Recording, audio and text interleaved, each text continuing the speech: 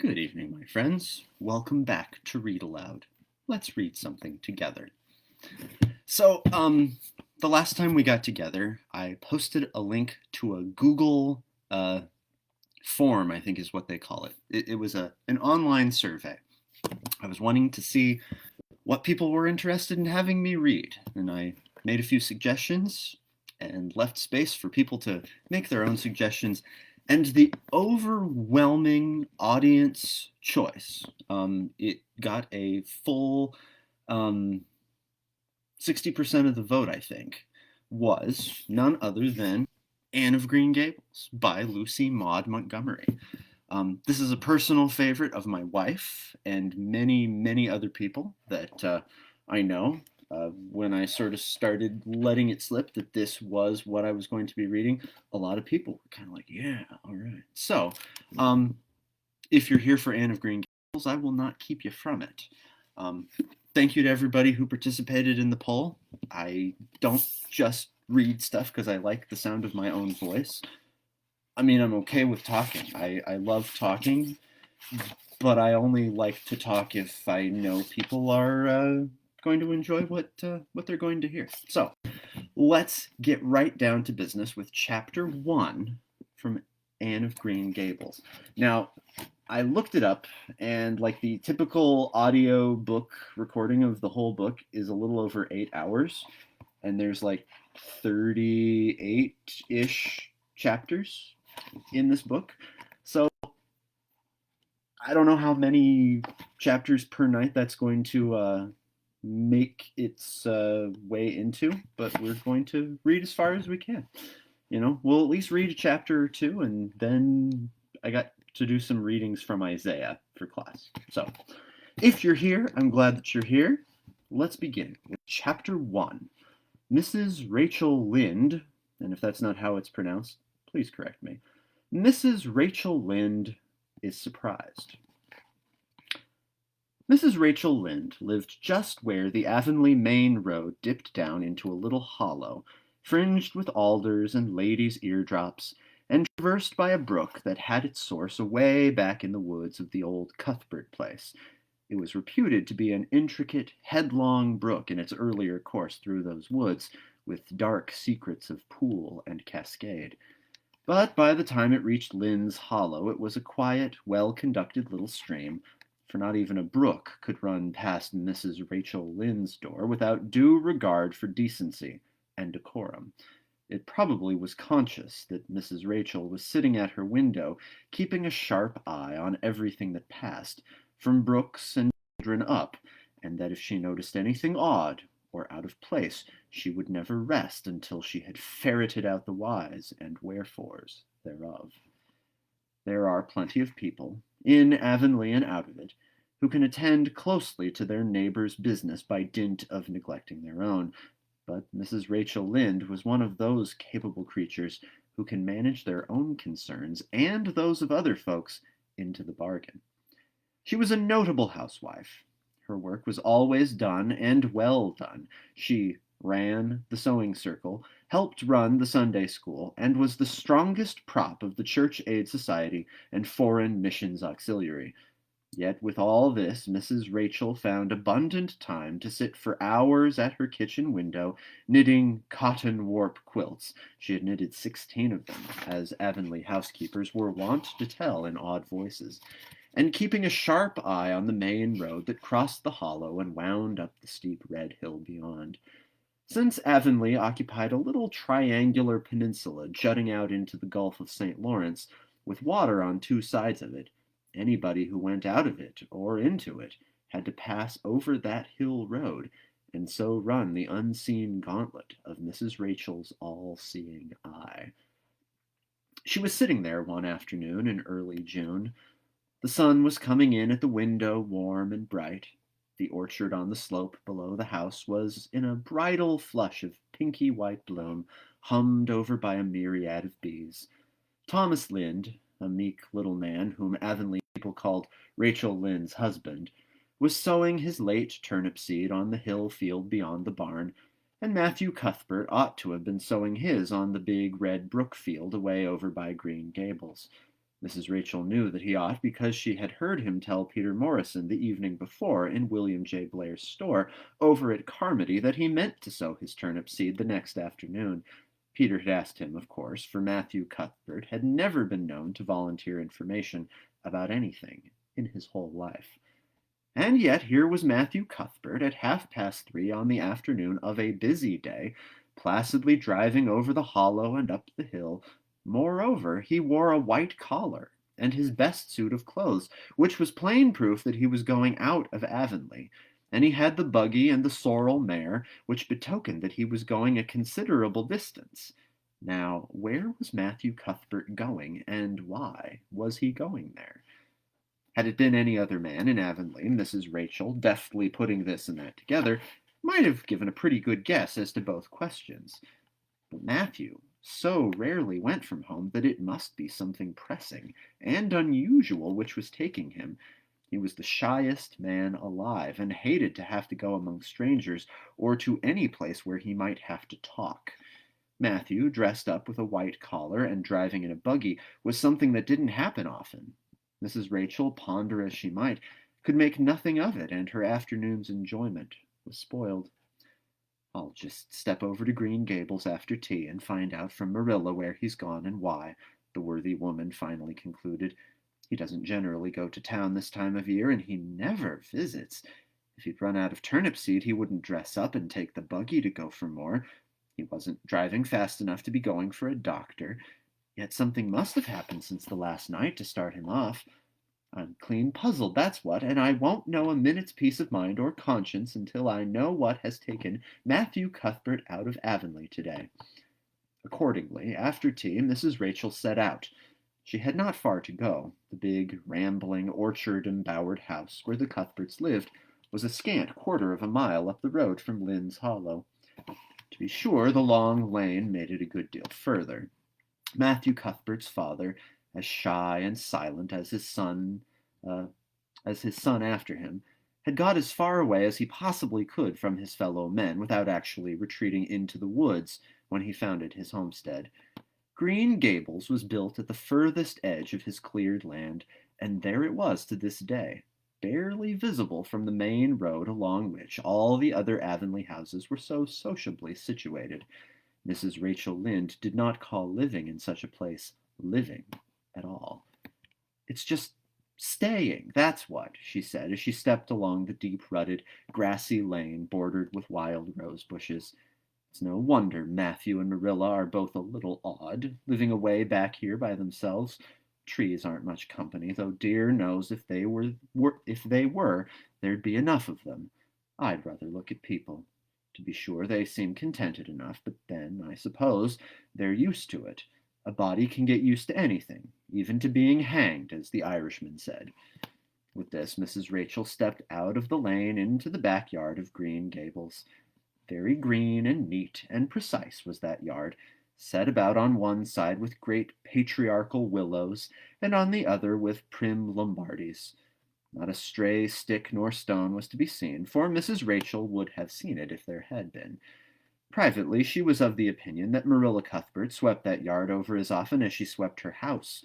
One could have eaten a meal off the ground without overbrimming the proverbial peck of dirt.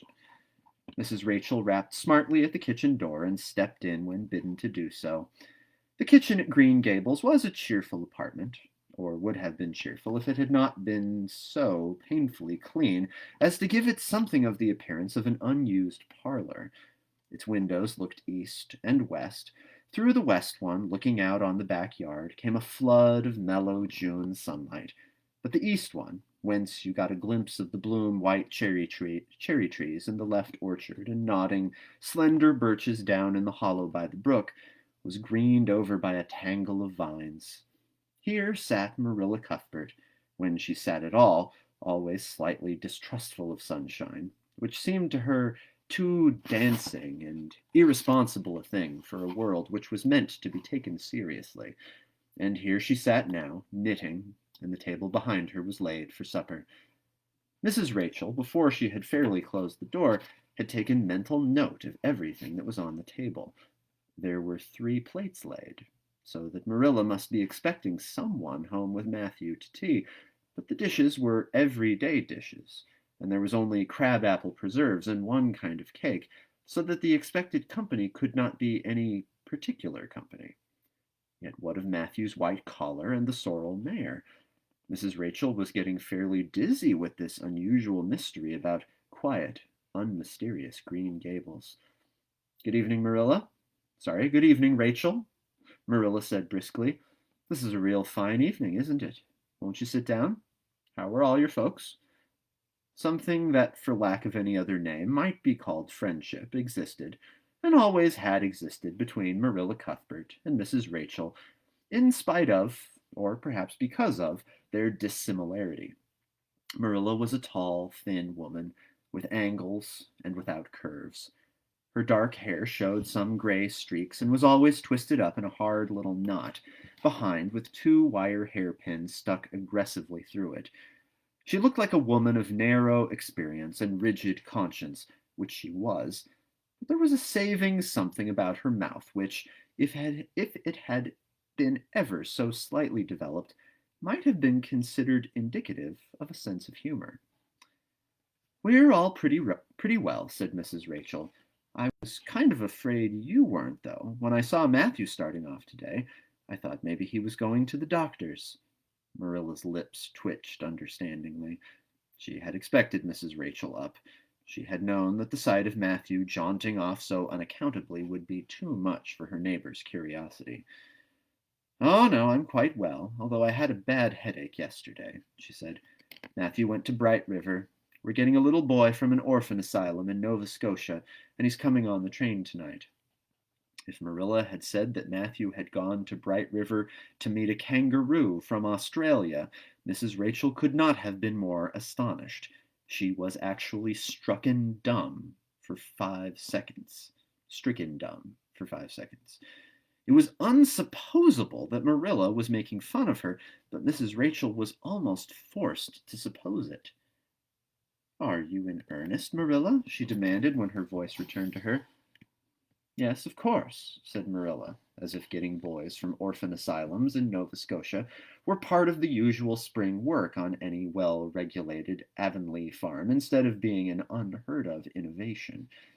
Mrs. Rachel felt that she had received a severe mental jolt. She thought in exclamation points. A boy! Marilla and Matthew Cuthbert of all people adopting a boy! From an orphan asylum! Well, the world was certainly turning upside down. She would be surprised at nothing after this. Nothing! "What on earth put such a notion into your head?" she demanded disapprovingly. This had been done without her advice being asked, and must perforce be disapproved. "Well, we've been thinking about it for some time, all winter, in fact," returned Marilla. "Mrs. Alexander Spencer was up here one day before Christmas, and she said she was going to get a little girl from the asylum over in Hopetown in the spring. Her cousin lives there, and Mrs. Spencer has visited her and knows all about it. So Matthew and I have talked it over off and on ever since. We thought we'd get a boy. Matthew is getting up in years, you know. He's 60, and he isn't so spry as he once was. His heart troubles him a good deal, and you know how desperate hard it's got to be to get hired help. There's never anybody to be had but those stupid, half-grown little French boys, and as soon as you do get one broke into your ways and taught something, he's up and off to the lobster canneries or the States. At first Matthew suggested getting a Barnado boy, but I said no, flat to that. They may be all right. I'm not saying they're not, but no London street Arabs for me, I said. Give me a native born at least. They'll be a risk, no matter who we get, but I'll feel easier in my mind and sleep sounder at nights if we get a born Canadian. So in the end we decided to ask Mrs. Spencer to pick us out one when she went over to get her little girl.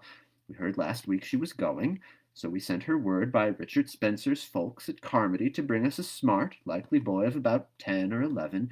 We decided that would be the best age, old enough to be of some use in doing chores right off, and young enough to be trained up proper. We mean to give him a good home and schooling. We had a telegram from Mrs. Alexander Spencer today. The mailman brought it from the station, saying they were coming on the 5:30 train tonight. So Matthew went to Bright River to meet him. Mrs. Spencer will drop him off there. Of course, she goes on to White Sands Station herself. Mrs. Rachel prided herself on always speaking her mind. She proceeded to speak it now, having adjusted her mental attitude to this amazing piece of news. Well, Marilla, I'll just tell you plain that I think you're doing a mighty foolish thing, a risky thing, that's what. You don't know what you're getting. You're bringing a strange child into your house and home, and you don't know a single thing about him, nor what his disposition is like, nor what sort of parents he had, nor how he's likely to turn out. Why, it was only last week I read in the paper how a man and his wife up west of the island took a boy out of an orphan asylum, and he set fire to the house at night, set it on purpose, Marilla, and nearly burnt them to a crisp in their beds. And I know another case where an adopted boy used to suck the eggs. They couldn't break him of it. If you had asked my advice in the matter, which you didn't do, Marilla, I'd have said for mercy's sake not to think of such a thing, that's what. This Job's comforting seemed neither to offend nor alarm Marilla. She knitted steadily on. I don't deny there's something in what you say, Rachel. I've had some qualms myself, but Matthew was terrible set on it. I could see that, so I gave in. It's so seldom Matthew sets his mind on anything that when he does I always feel it's my duty to give in. And as for the risk, there's risks in pretty near everything a body does in this world. There's risks in people having children of their own, if it comes to that. They don't always turn out well. And then Nova Scotia is right close to the island. It isn't as if we were getting him from England or the States. He can't be much different from ourselves. Well, I hope it will turn out all right, said Mrs. Rachel in a tone that plainly indicated her painful doubts. Only don't say I didn't warn you if he burns Green Gables down or puts strychnine in the well. I heard of a case over in New Brunswick where an orphan asylum child did that, and the whole family died in fearful agonies. Only it was a girl in that instance.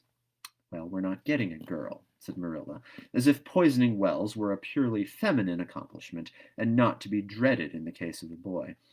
I'd never dream of taking a girl to bring up. I wonder at Mrs. Alexander Spencer for doing it. But there, she wouldn't shrink from adopting a whole orphan asylum if she took it into her head. Mrs. Rachel would have liked to stay until Matthew came home with his imported orphan, but reflecting that it would be a good 2 hours at least before his arrival, she concluded to go up the road to Robert Bell's and tell them the news. It would certainly make a sensation, second to none, and Mrs. Rachel dearly loved to make a sensation. So she took herself away, somewhat to Marilla's relief, for the latter felt her doubts and fears reviving under the influence of Mrs. Rachel's pessimism. Well, of all things that ever were or will be, ejaculated Mrs. Rachel when she was safely out in the lane, it does really seem as if I must be dreaming. Well, I'm sorry for that poor young one, and no mistake. Matthew and Marilla don't know anything about children, and they'll expect him to be wiser and steadier than his own grandfather, if so be's he's ever had a grandfather, which is doubtful. It seems uncanny to think of a child at Green Gables somehow.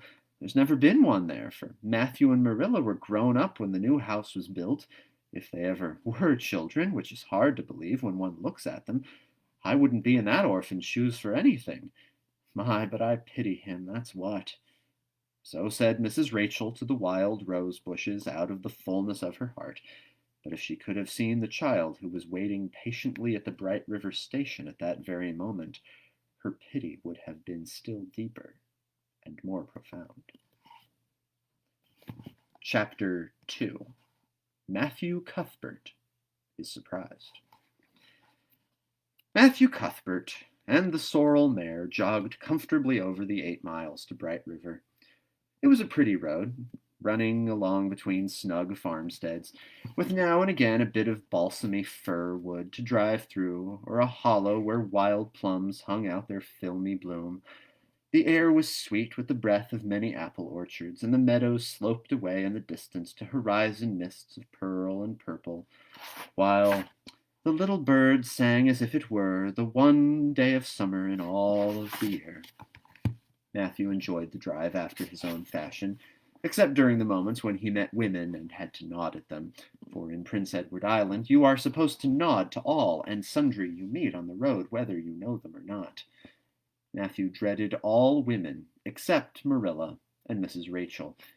He had an uncomfortable feeling that the mysterious creatures were secretly laughing at him.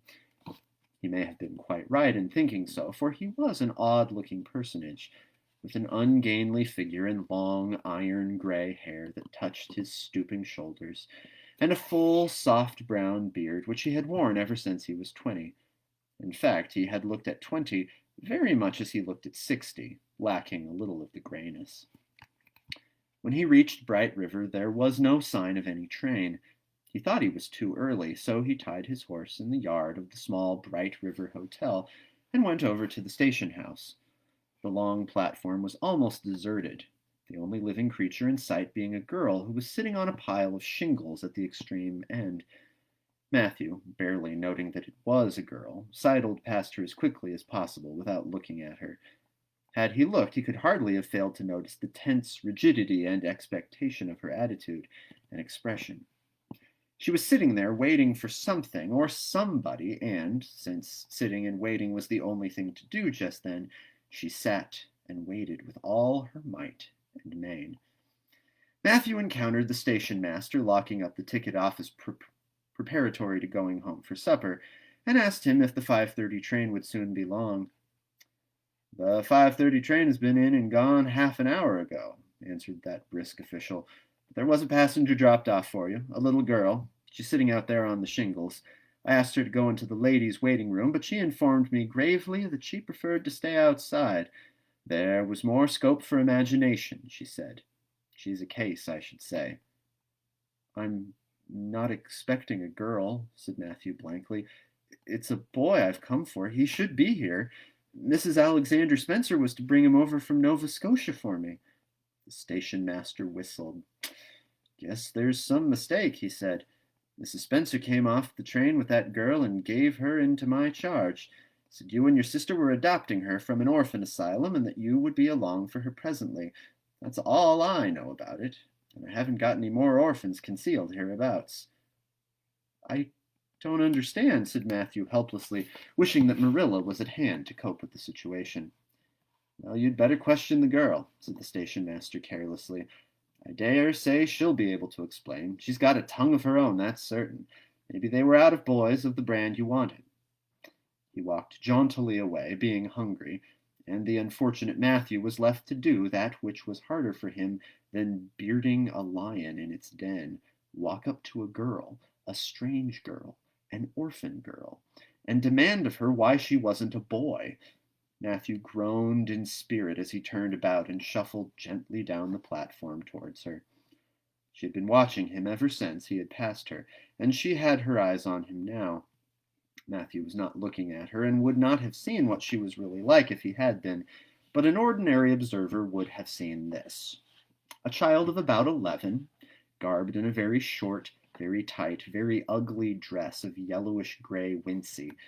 She wore a faded brown sailor hat, and beneath the hat, extending down her back, were 2 braids of very thick, decidedly red hair. Her face was small, white, and thin, also much freckled. Her mouth was large, and so were her eyes, that looked green in some lights and moods, and gray in others.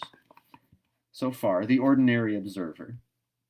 An extraordinary observer might have seen that the chin was very pointed and pronounced, that the big eyes were full of spirit and vivacity, that the mouth was sweet-lipped and expressive, that the forehead was broad and full. In short, our discerning extraordinary observer might have concluded that no commonplace soul inhabited the body of this stray woman-child of whom shy Matthew Cuthbert was so ludicrously afraid.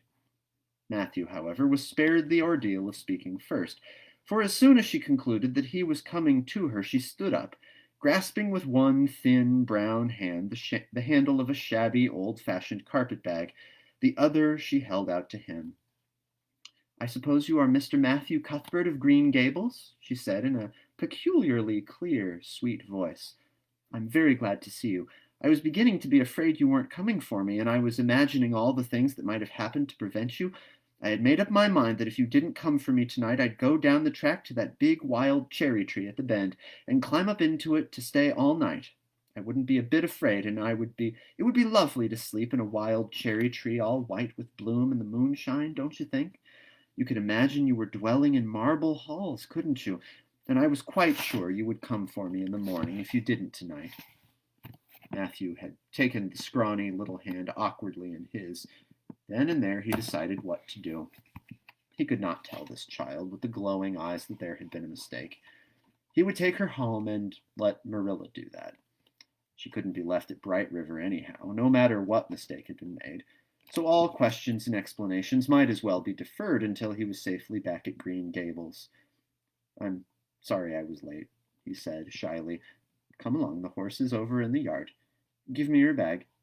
"Oh, I can carry it," the child responded cheerfully. "It isn't heavy. I've got all my worldly goods in it, but it isn't heavy. And if it isn't carried in just a certain way, the handle pulls out, so I'd better keep it because I know the exact knack of it. It's an extremely old carpet bag. Oh, I'm very glad you've come, even if it would have been nice to sleep in a wild cherry tree. We've got to drive a long piece, haven't we? Mrs. Spencer said it was 8 miles. I'm glad because I love driving. Oh, it seems so wonderful that I'm going to live with you and belong to you. I've never belonged to anybody, not really. But the asylum was the worst. I've only been in it 4 months, but that was enough. I don't suppose you ever were an orphan in an asylum, so you can't possibly understand what it is like. It's worse than anything you could imagine. Mrs. Spencer said it was wicked of me to talk like that, but I didn't mean it to be wicked. It's so easy to be wicked without knowing it, isn't it? They were good, you know, the asylum people, but there is so little scope for the imagination in an asylum, only just in the other orphans. It was pretty interesting to imagine things about them, to imagine that perhaps the girl who sat next to you was really the daughter of a belted earl, who had been stolen away from her parents in her infancy by a cruel nurse who died before she could confess. I used to lie awake at nights and imagine things like that because I didn't have time in the day. I guess that's why I'm so thin. I am dreadfully thin, ain't I? There isn't a pick on my bones. I do love to imagine I'm nice and plump with dimples in my elbows. With this, Matthew's companion stopped talking, partly because she was out of breath, and partly because they had reached the buggy. Not another word did she say until they had left the village and were driving down a steep little hill, the road part of which had been cut so deeply into the soft soil of the banks, fringed with blooming wild cherry trees and slim white birches, were several feet above their heads. The child put out her hand and broke off a branch of wild plum that brushed against the side of the buggy. "Isn't that beautiful? What did that tree leaning out from the bank, all white and lacy, make you think of?" she asked. "Well, now, I dunno," said Matthew. "Why, a bride, of course. A bride all in white with a lovely misty veil. I've never seen one, but I can imagine what she would look like. I don't ever expect to be a bride myself. I'm so homely nobody will ever want to marry me, unless it might be a foreign missionary. I suppose a foreign missionary mightn't be very particular, but I do hope that some day I shall have a white dress. That is my highest ideal of earthly bliss. I just love pretty clothes, and I've never had a pretty dress in my life that I can remember, but of course it's all the more to look forward to, isn't it? And then I can imagine that I'm dressed gorgeously. This morning when I left the asylum I felt so ashamed because I had to wear this horrid old wincey dress. All the orphans had to wear them, you know. A merchant in Hopetown last winter donated 300 yards of wincey to the asylum. Some people said it was because he couldn't sell it, but I'd rather believe that it was out of the kindness of his heart, wouldn't you? When we got on the train, I felt as if everybody must be looking at me and pitying me. But I just went to work and imagined that I had on the most beautiful pale blue silk dress, because when you are imagining, you might as well imagine something worthwhile, and a big hat all flowers and nodding plumes, and a gold watch and kid gloves and boots. I felt cheered up right away, and I enjoyed my trip to the island with all my might. I wasn't a bit sick coming over in the boat. Neither was Mrs. Spencer, although she generally is. She said she hadn't time to get sick, watching to see that I didn't fall overboard. She said she never saw the beat of me for prowling about. But if it kept her from being seasick, it's a mercy I did prowl, isn't it? And I wanted to see everything that was to be seen on that boat because I didn't know whether I'd ever have another opportunity. Oh, there are a lot more cherry trees all in bloom. This island is the bloomiest place. I just love it already, and I'm so glad I'm going to live here. I've always heard that Prince Edward Island was the prettiest place in the world, and I used to imagine I was living here, but I never really expected I would. It's delightful when your imaginations come true, isn't it? But those red roads are so funny. When we got into the train at Charlottetown and the red roads began to flash past, I asked Mrs. Spencer what made them red, and she said she didn't know, and for pity's sake not to ask her any more questions. She said I must have asked her 1,000 already. I suppose I had too, but how are you going to find out about things if you don't ask questions? And what does make the roads red? Well, now, I don't know, said Matthew. Well, that is one of the things to find out sometime. Isn't it splendid to think of all the things there are to find out about? It just makes me feel good to be alive. It's such an interesting world. It wouldn't be half so interesting if we knew all about everything, would it? There'd be no scope for imagination then, would there? But am I talking too much? People are always telling me I do. Would you rather I didn't talk? If you say so, I'll stop. I can stop when I make up my mind to it, though it's difficult. Matthew, much to his own surprise, was enjoying himself. Like most quiet folks, he liked talkative people when they were willing to do the talking themselves and did not expect him to keep up his end of it. But he had never expected to enjoy the society of a little girl. Women were bad enough in all conscience, but little girls were worse. He detested the way they had of sidling past him timidly with sideways glances, as if they expected him to gobble them up at a mouthful if they ventured to say a word. This was the Avonlea type of well-bred little girl, but this freckled witch was very different, and although he found it rather difficult for his slower intelligence to keep up with her brisk mental processes, he thought that he kind of liked her chatter. So he said as shyly as usual, "Oh, you can talk as much as you like. I don't mind." "Oh, I'm so glad. I know you and I are going to get along together fine. It's such a relief to talk when one wants to and not be told that children should be seen and not heard. I've had that said to me 1,000,000 times if I have once. And people laugh at me because I use big words, but if you have big ideas, you have to use big words to express them, haven't you?" "Well, now, that seems reasonable," said Matthew. "Mrs. Spencer said that my tongue must be hung in the middle, but it isn't. It's fastened firmly at one end. Mrs. Spencer said your place was named Green Gables. I asked her all about it, and she said there were trees all around it. I was gladder than ever. I just love trees. And there weren't any at all around the asylum, only a few poor, weeny-teeny things out in front with little whitewashed, cagey things about them. They just looked like orphans themselves, those trees did. It used to make me want to cry to look at them. I used to say to them, 'Oh, you poor little things, if you were out in a great big woods with other trees all around you and little mosses and June bells growing over your roots and a brook not far away and birds singing in your branches, you could grow, couldn't you? But you can't where you are. I know just exactly how you feel, little trees. I felt sorry to leave them behind this morning. You do get so attached to things like that, don't you? Is there a brook anywhere near Green Gables? I forgot to ask Mrs. Spencer that." "Well, now, yes, there's one right below the house." "Fancy! It's always been one of my dreams to live near a brook. I never expected I would, though. Dreams don't often come true, do they? Wouldn't it be nice if they did? But just now I feel pretty nearly perfectly happy. I can't feel exactly perfectly happy because, well, what color would you call this?" She twitched one of her long, glossy braids over her thin shoulder and held it up before Matthew's eyes. Matthew was not used to deciding on the tints of ladies' tresses, but in this case there couldn't be much doubt. "It's red, ain't it?" he said. The girl let the braid drop back with a sigh that seemed to come from her very toes and to exhale forth all the sorrows of the ages. "Yes, it's red," she said resignedly. "Now you see why I can't be perfectly happy. Nobody could who had red hair. I don't mind the other things so much, the freckles and the green eyes and my skinniness. I can imagine them away. I can imagine that I have a beautiful rose-leaf complexion and lovely starry violet eyes, but I cannot imagine that red hair away. I do my best.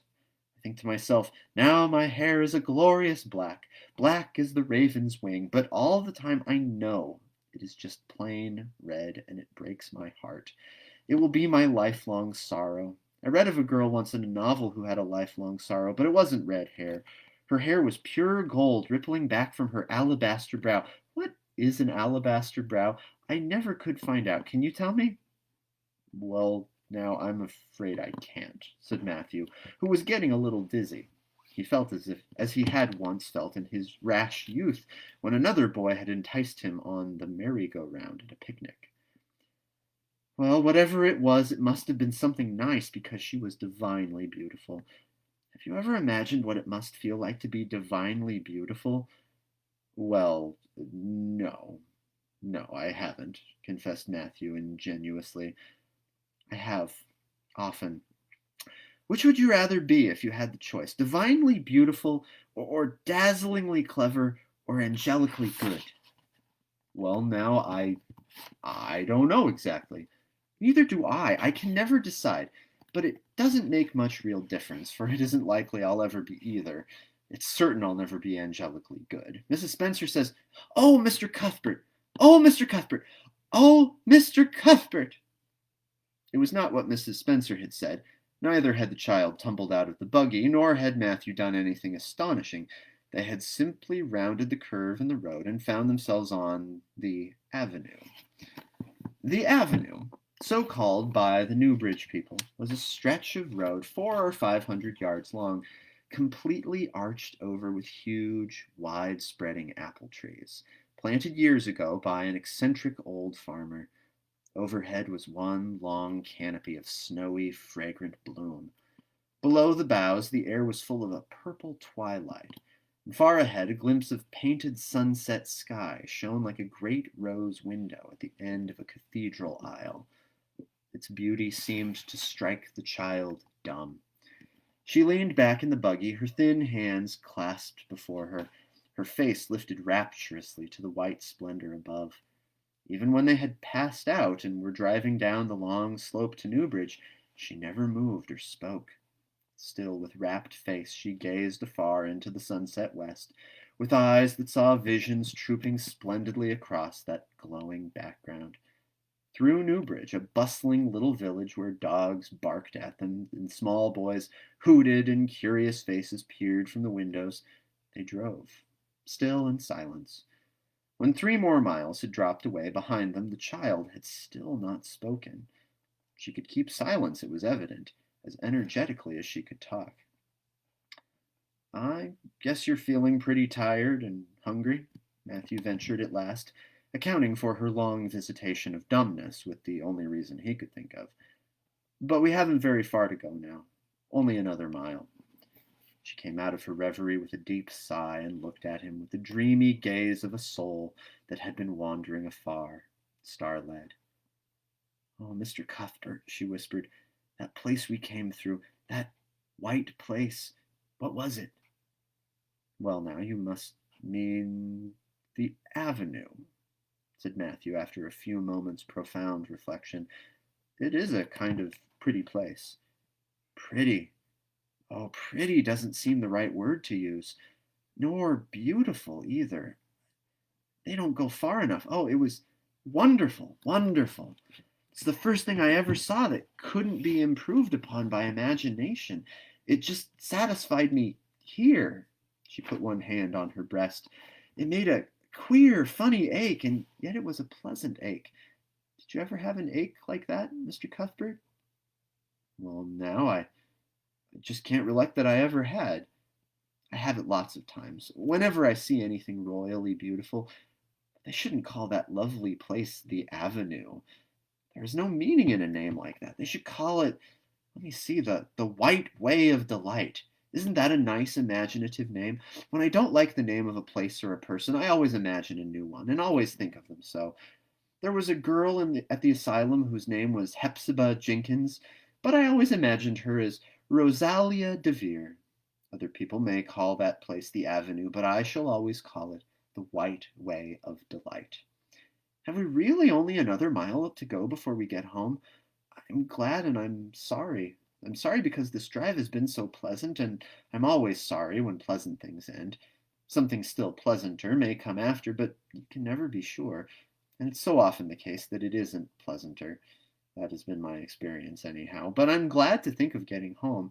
You see, I've never had a real home since I can remember. It gives me that pleasant ache again just to think of coming to a really, truly home. Oh, isn't that pretty?"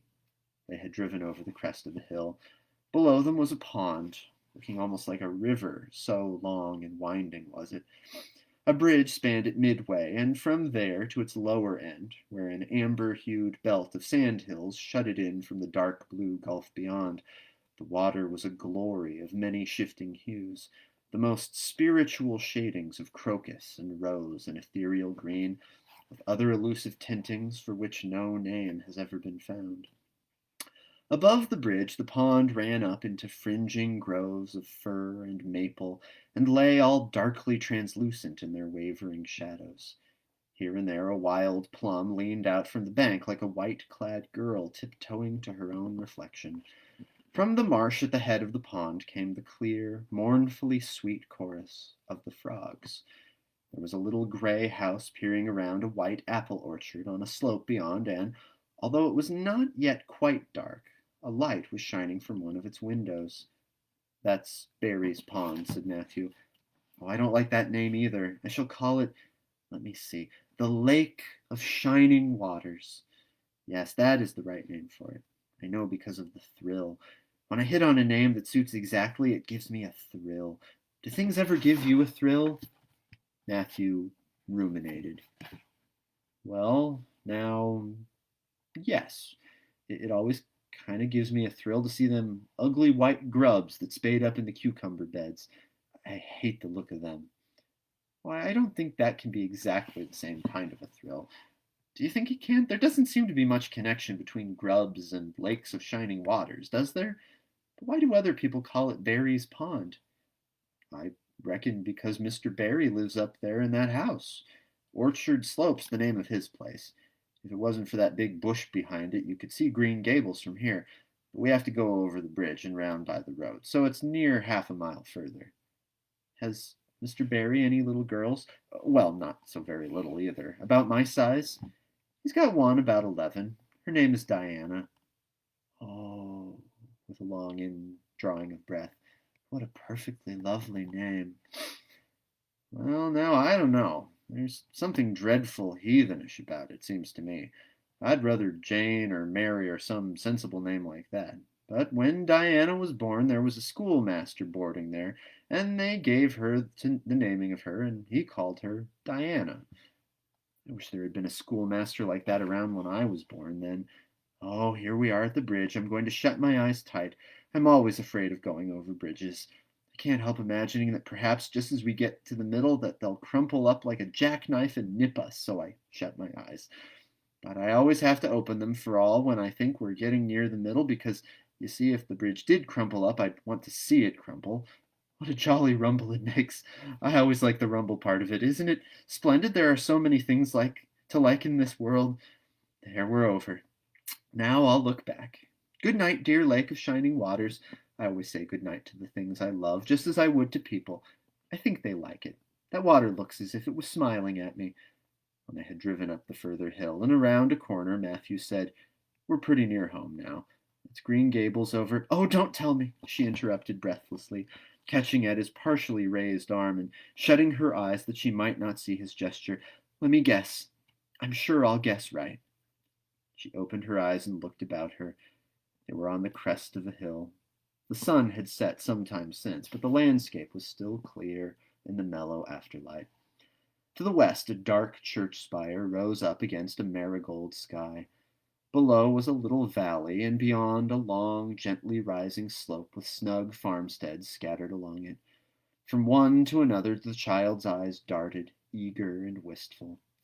At last they lingered on one away to the left, far back from the road, dimly white with blossoming trees in the twilight of the surrounding woods. Over it, in the stainless southwest sky, a great crystal-white star was shining like a lamp of guidance and promise. "That's it, isn't it?" she said, pointing. Matthew slapped the reins on the sorrel's back delightedly. "Well, now, you've guessed it. But I reckon Mrs. Spencer described it so yous could tell." "No, she didn't. Really, she didn't. All she said might just as well have been about most of those other places. I hadn't any real idea what it looked like. But just as soon as I saw it, I felt like it was home. Oh, it seems as if I must be in a dream. Do you know, my arm must be black and blue from the elbow up. I've pinched myself so many times today. Every little while, a horrible, sickening feeling would come over me, and I'd be so afraid it was all a dream that I'd pinch myself to see if it was real, until suddenly I remembered that even supposing it was only a dream, I'd better go on dreaming as long as I could, so I stopped pinching. But it is real, and we're nearly home. With a sigh of rapture, she relapsed into silence. Matthew stirred uneasily. He felt glad that it would be Marilla and not he who would have to tell this waif that the world, that the home she longed for was not to be hers after all. They drove over Lynn's Hollow, where it was already quite dark, but not so dark that Mrs. Rachel could not see them from her window vantage, and up the hill and into the long lane of Green Gables. By the time they arrived at the house, Matthew was shrinking from the approaching revelation with an energy he did not understand. It was not of Marilla or himself he was thinking, or of the trouble this mistake was probably going to make for them, but of the child's disappointment. When he thought of that rapt light being quenched in her eyes, he had an uncomfortable feeling that he was going to assist it murdering something, much the same feeling that came over him when he had to kill a lamb or calf or any other innocent little creature. The yard was quite dark as they turned into it, and the poplar leaves were rustling silkily all round it. Listen to the trees taking in their sleep, she whispered, as he lifted her to the ground. What nice dreams they must have. Then, holding tightly to the carpet-bag which contained all her worldly goods, she followed him into the house. My friends, that's where we need to stop for the night. That was the first 2 chapters of Anne of Green Gables, and to all of my friends who voted for it, to all of the people in my life who have been remarking about how good it is, thank you. I'm enjoying it very much. This is the first time I've read it. I'm doing a cold read, so if I occasionally stumble over a phrasing or an inflection, that's what that's all about. So, but yeah, 2 chapters in, I'm hooked. I want to see where it goes. I hope that you're enjoying it as well. What do you say we get together again on Wednesday night? And let's read a couple more chapters. The next chapter, I believe, is called Marilla Cuthbert is Surprised. Just based on what I know from the movie and based on the title of the book, it seems as though there will be some happy conclusion to the mix-up between Anne not being a boy and Marilla and Matthew having their hearts set on having a boy. But I'm very curious to see how the situation is resolved. But that's all I have for you tonight. Thank you for joining me this evening or watching this at your own time if you weren't able to join me live. I'll be reading the next chapters probably around 8:30, probably on Wednesday. That's kind of how the rhythm has. We'll read some more. If you have any thoughts and want to talk about it, we'll talk about it. Leave comments. We'll chat. I'm always happy to guide conversation as much as it needs to be guided. Yeah. Any connections that you have, any thoughts regarding this compared to, some adaptation of it, things you've picked up on this reading that you didn't pick up on previous readings? There are lots of things to ponder, lots of things we could talk about if you want. Or just show up and we'll read some more together. I hope that you and your loved ones are well, stay well, wash your hands, wear a mask, get a vaccine as soon as you can, and have a good night. Remember, nothing is boring except to people who aren't